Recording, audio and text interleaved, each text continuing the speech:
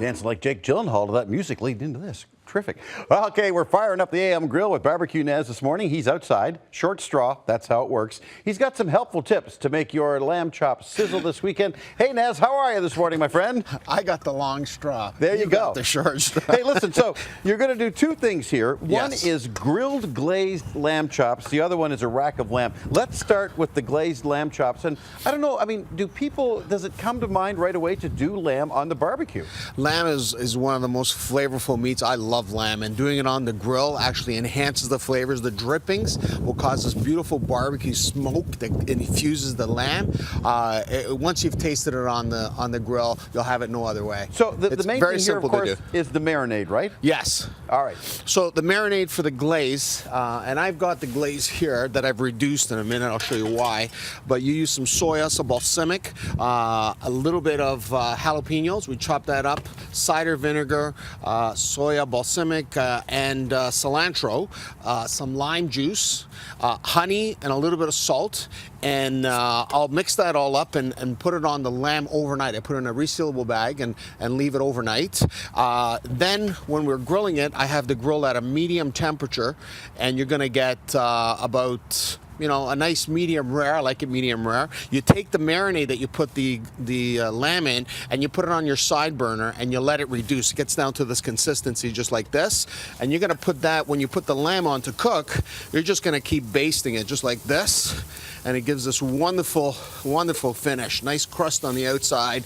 Very simple. And these are the loin chops, okay? Little loin chops. They look like little T-bones. So, Naz, how long on the barbecue for this? Those ones there at a medium temperature for about 10 to 12 minutes, no more. Okay, all right. So number two is the rack of lamb with Gremolata. So first of all, I have to ask you, and people will want to know, some people, what is Gremolata? Gremolata is a mixture of different herbs chopped up really, really fine with some lemon zest, and you mix it all up to make this wonderful little mix just like this. Some olive oil, some garlic. I use some bay leaves. I chop them up really fine. Some thyme, some rosemary, a little bit of black pepper, and then you make this little Gremolata here, and then you put this on the lamb, again on the lamb chops, in a resealable bag. You keep it overnight.